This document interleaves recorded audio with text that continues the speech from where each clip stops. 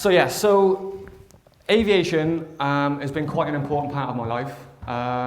Some family members have been in the Royal Air Force. I'm not in the Royal Air Force myself.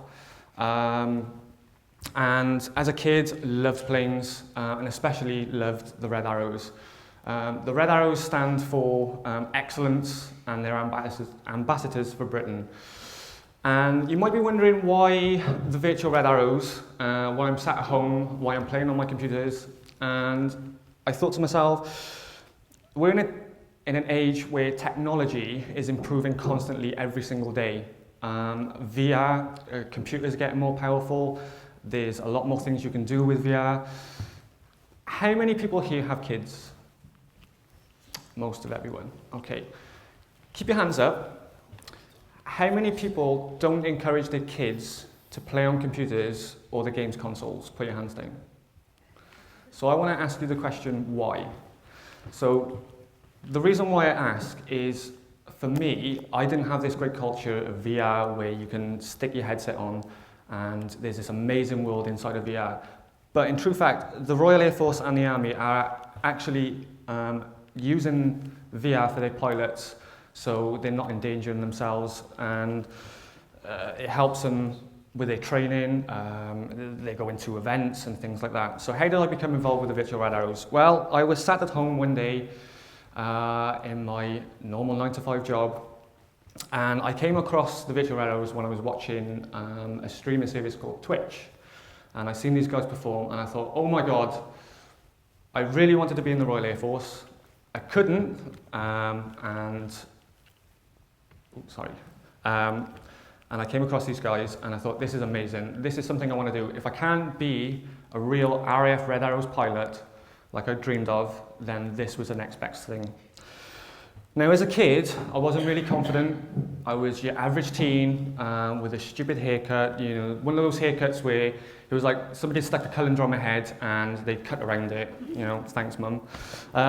Unfortunately, I do have the picture, but apparently the picture's broken, so I couldn't put it up on the screen. No, I just didn't bring it because I didn't want to embarrass myself. And I was always getting bullied. I wasn't really confident, and I really secluded myself.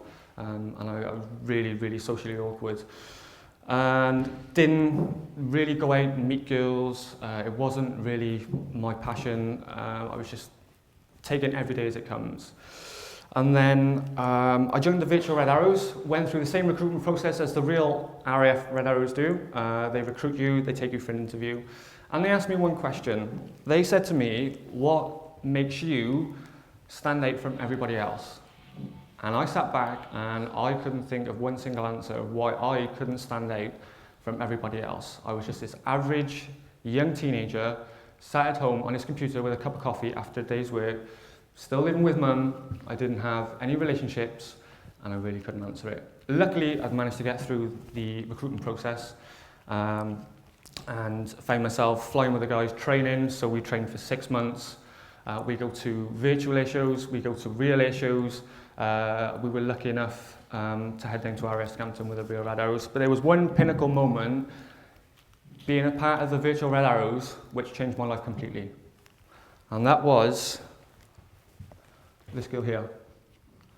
She was a volunteer with Newport City Radio, and just like everybody else, she had her personal problems. One thing she said to me before I came here was, she said, don't talk about me at your TED Talk or I will tear you limb from limb.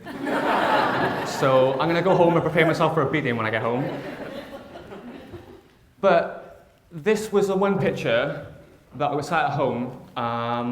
You're about to hear a great talk from Ian. Me and Ian, you know, go quite a few years back. And I seen this picture, and this was a girl who wasn't in a good relationship. She suffered with anxiety and depression, and she wasn't confident in herself. And looking at that picture was the only picture I've seen of her where she's smiling, and I thought to myself, if she can be that happy with all those problems, then why can't I? So I always do everything in my life with a sequence. So as part of that sequence, when I'm performing for the virtual Red Arrows, I sit in my seat, I put my headset on, I know my procedures, I know what I'm doing, go. And I use that every day. Sorry, I'm just going to take a sip of water. I'm not having a nervous breakdown, I promise you. And I use that same sequence in everything that I do.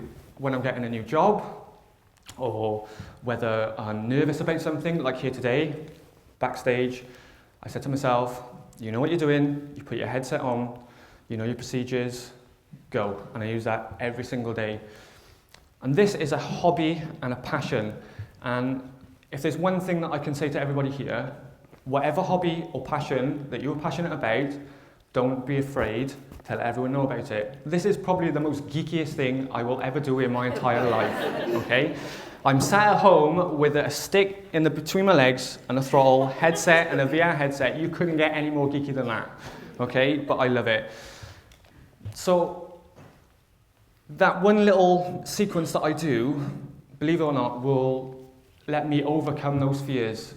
So I was stuck in a job and I needed to get a new one, but I didn't want to take the leap because I was scared. Scared because I was going to take a pay cut, scared because I wasn't able to provide for myself or my family.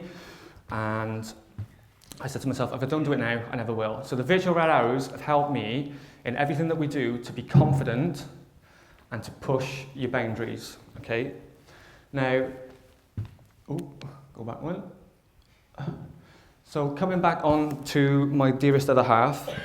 So she was still in a relationship, and I thought if she could be that happy, she could make me just as happy too, and maybe we could both be happy together. So I started messaging her, and we got talking, and I said to myself, listen, you know what you're doing, and I put myself in that exact same situation. You know your procedures, you're putting your headset on, you're getting ready, go. And I was an absolute nervous wreck when I met her. I'd seen her for weeks and weeks and weeks because she worked for the radio and I was volunteering for the radio, so I'd seen her, but it was almost scared to take that extra jump into something that I was petrified of. I've never even, I can't speak to girls.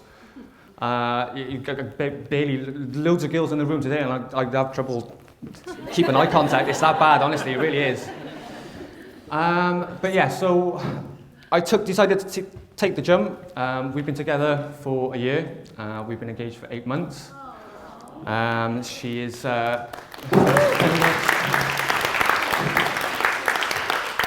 and she is currently in the process of my worst fear by planning our wedding. So that's going to be a joy. I've actually tried to persuade her to get the red arrows to fly over, but she's not having none of that. And then we've done something that we'd never ever thought that we would do. If the slide was... gone on somebody else's. That's not mine. No. There we are. We actually got the opportunity to meet the RAF Red Arrows, which was a once-in-a-lifetime opportunity. And one thing that resonated with me is something that they do every time that they perform. They've done this hundreds and hundreds and hundreds of times. But they always do the same thing. They have a sequence. They know exactly what they're doing. They're confident, and they just run with it. So like I always say, if you have a hobby and you have a passion, please just take something from something that makes you so passionate, you can use it in everyday life. And this sequence is what I always use. Like I said, if I ever get worried, if I am ever going for a new job, if I'm afraid of meeting people, like here today, I was so nervous, and I just use that same principle. You're putting your headset on, you know your procedures, you know what to do, go. And I close my eyes, and everything just disappears, and I'm absolutely fine. So don't be afraid to take your passions and your hobbies, take little bits that might relax you and help you, and just go with it. Thank you very much for listening to my talk.